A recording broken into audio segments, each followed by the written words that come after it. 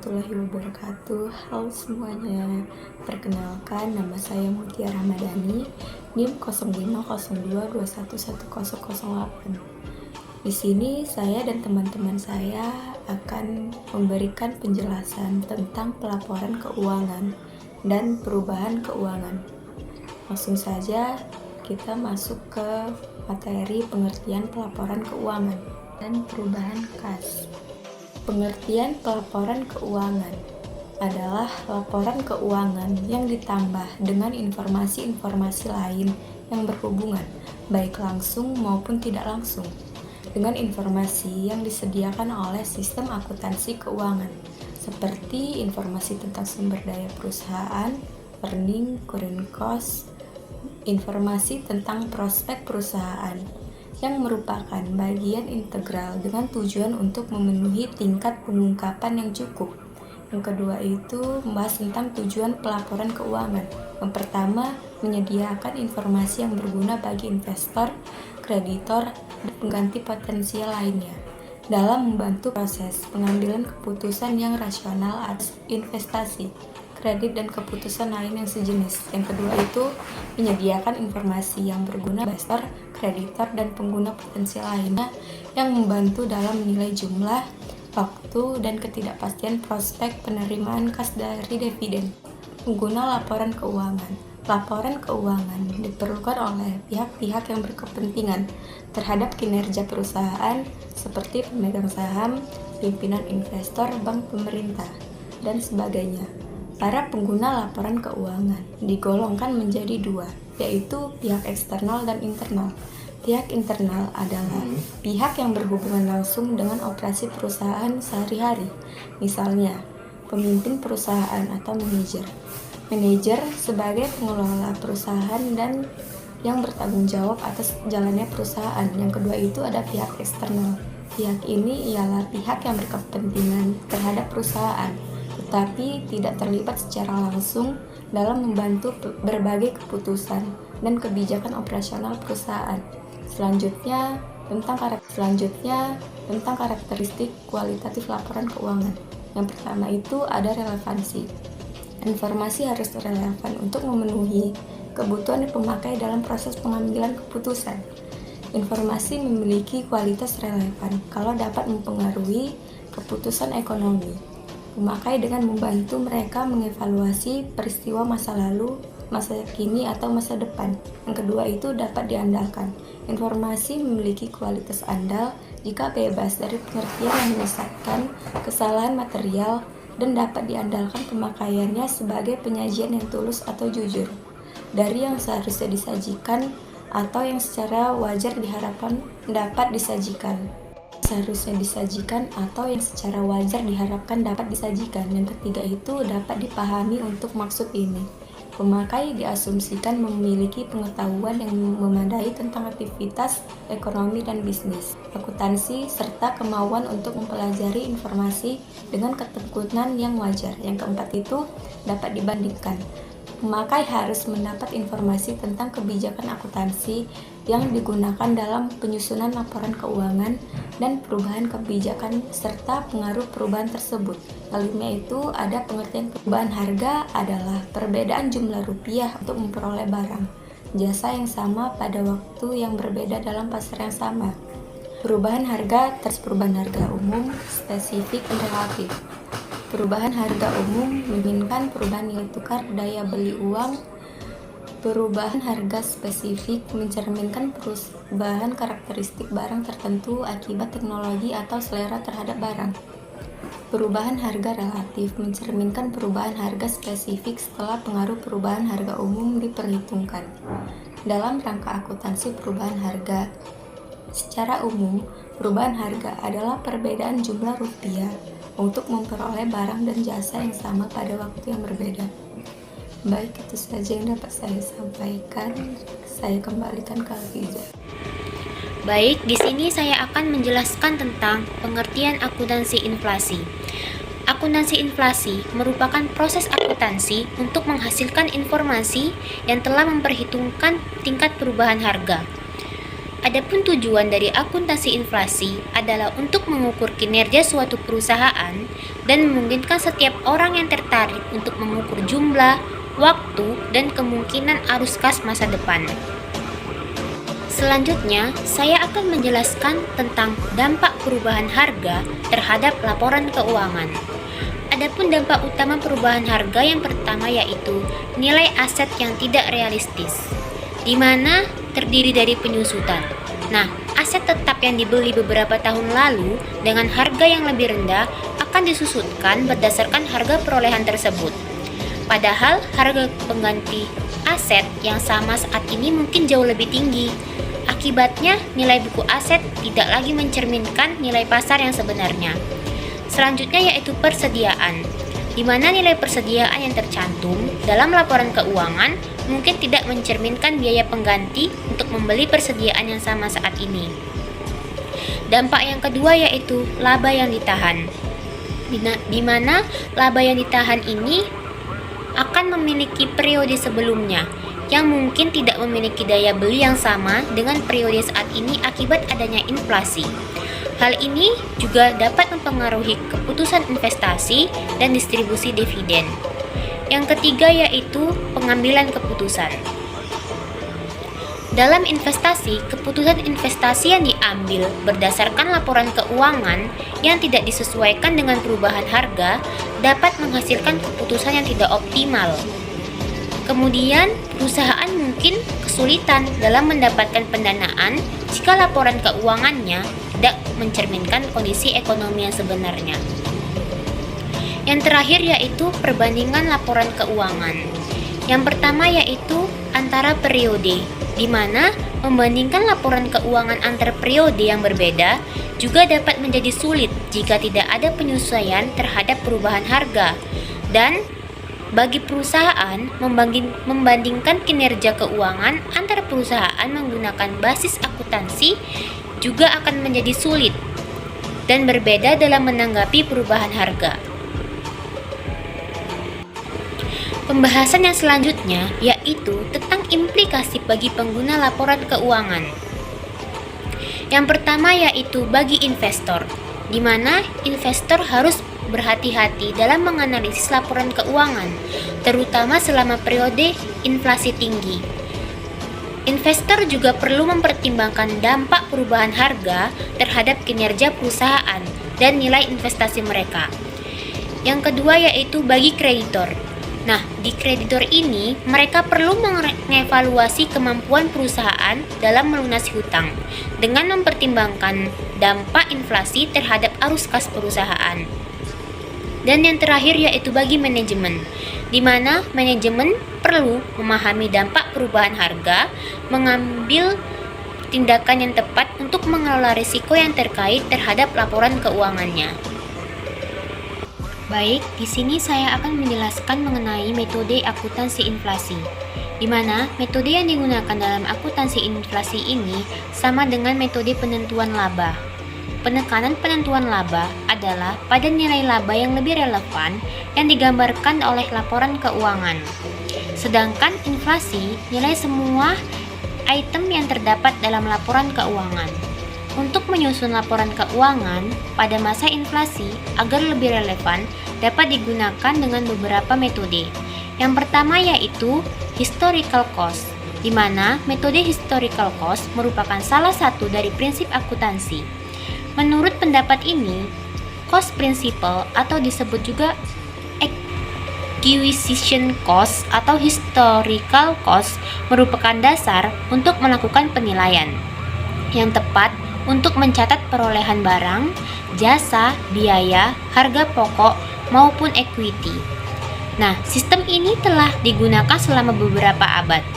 Dalam sistem historikal, setiap perkiraan dinilai berdasarkan harga pertukarannya pada tanggal perolehan.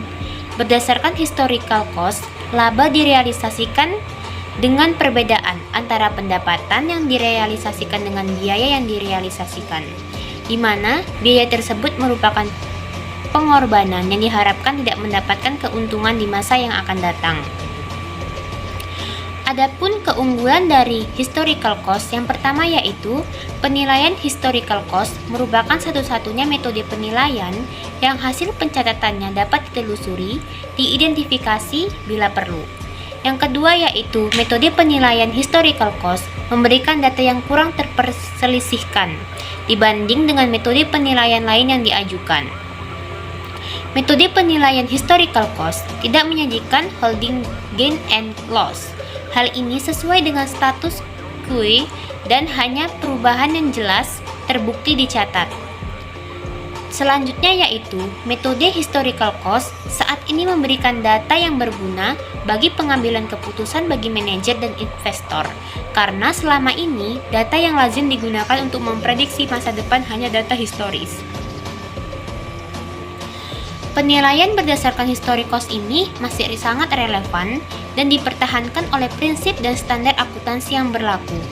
Keunggulan prinsip historical cost adalah sangat berguna untuk menjelaskan aspek yang lalu dan tiap aset dan kewajiban, yaitu pengorbanan yang telah diberikan untuk mendapatkan aset dan keuntungan yang diterima dari kewajiban yang timbul.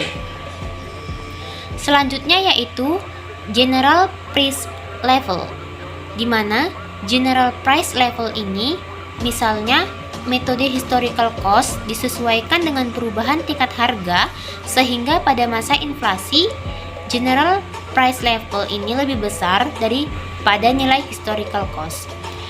Adapun keuntungannya yang pertama yaitu menjelaskan pengaruh inflasi pada perusahaan. Kemudian, dapat meningkatkan kegunaan perbandingan laporan antar periode, membantu memakai laporan keuangan menilai arus kas di masa yang akan datang secara lebih baik, dan memperbaiki tingkat kepercayaan rasio keuangan yang dihitung dari angka-angka laporan keuangan yang sudah disesuaikan. Namun, ada kelemahan dari general price level.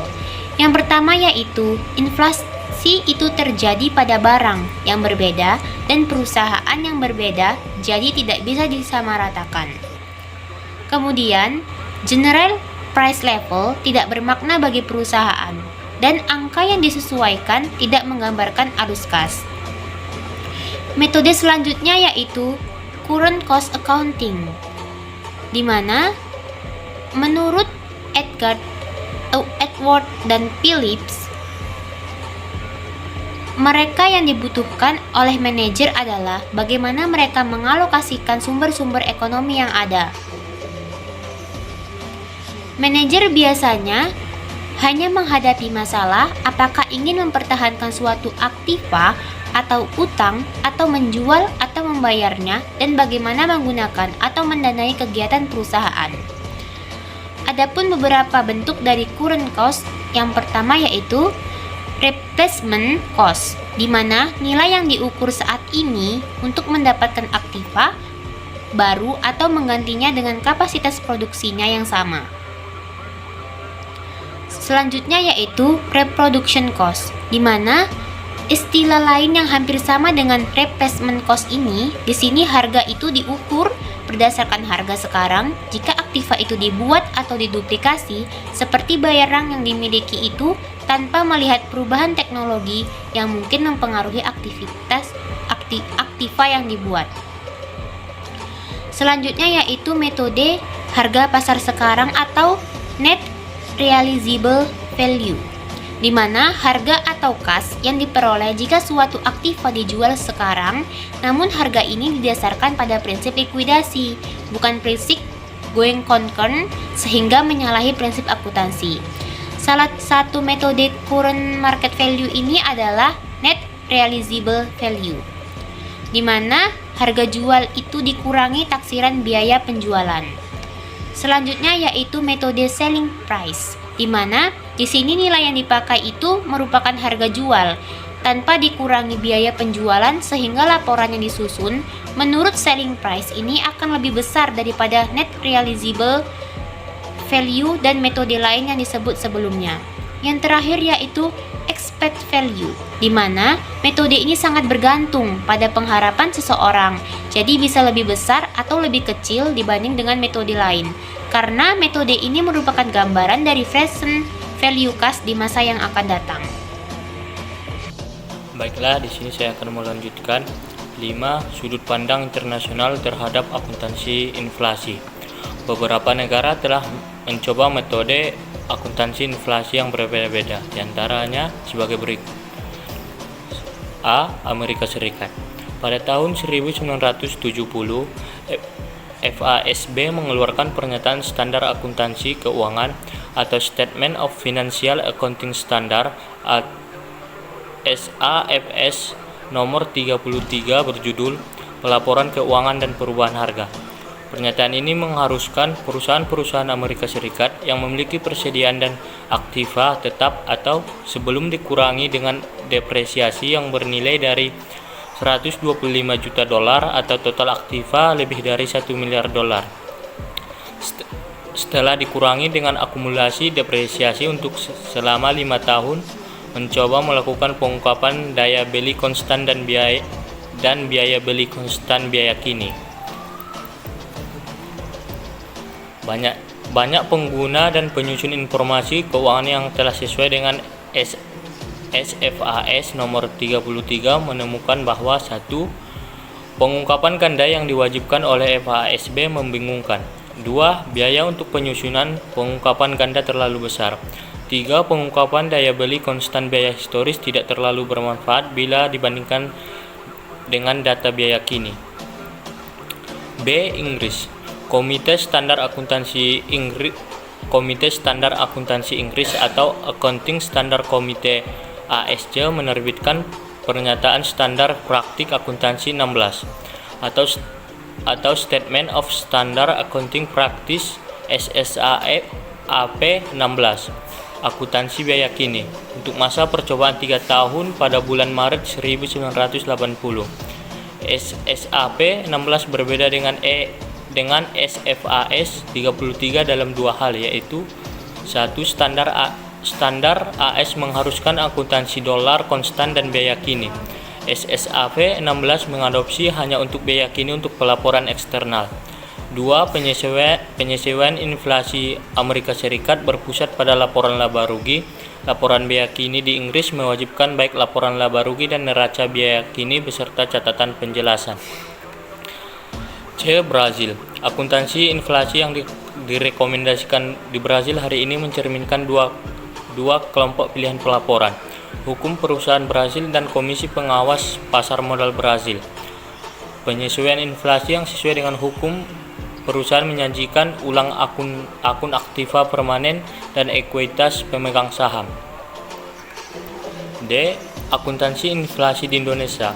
Prinsip akuntansi Indonesia atau PAI secara keseluruhan belum mengatur tentang penerapan konsep akuntansi inflasi untuk pelaporan keuangan. PAI menerapkan konsep nilai yang berlaku sebagai alternatif penilaian untuk pos-pos tertentu. 6. Badan Standar Akuntansi Internasional. IASB telah menyimpulkan bahwa laporan posisi keuangan dan kinerja operasi dalam mata uang lokal menjadi tidak berarti lagi dalam suatu lingkungan yang mengalami hiperinflasi. Aturan ini juga berlaku untuk angka-angka terkait pada periode sebelumnya. Keuntungan atau kerugian daya beli yang terkait dengan posisi kewajiban atau aktiva moneter bersih dimasukkan ke dalam laba kini. Perusahaan yang melakukan pelaporan juga harus mengungkapkan A. Fakta bahwa penyajian ulang untuk perubahan dalam biaya beli unit pengukuran telah dilakukan.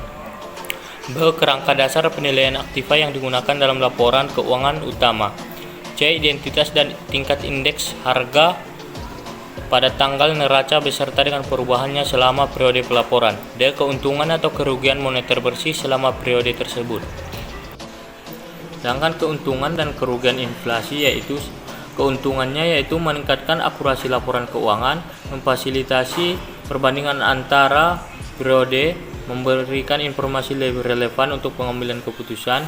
Sedangkan kerugiannya yaitu meningkatkan kompleksitas pelaporan, membutuhkan sumber daya tambahan untuk implementasi, dan potensi kebingungan bagi pengguna yang tidak familiar. Kesimpulan makalah kami yaitu Perubahan harga merupakan fluktuasi pergerakan harga naik, harga baik suatu peningkatan maupun suatu penurunan. Peningkatan harga secara umum dikenal dengan istilah inflasi, sedangkan penurunan harga secara umum dikenal dengan istilah deflasi. Perubahan harga ini di sini terdapat dua jenis perubahan harga umum maupun perubahan harga spesifik. Perubahan harga umum merupakan perubahan harga secara keseluruhan komoditi, sedangkan perubahan harga khusus merupakan perubahan harga komoditi tertentu. Pada periode perubahan harga ini, laporan keuangan sangat hemat rentan terhadap risiko penyesatan para penggunanya. Risiko ini terjadi karena adanya ketidakakuratan pengukuran yang menyebabkan distorsi pada proyeksi keuangan yang didasarkan pada data seri waktu historis.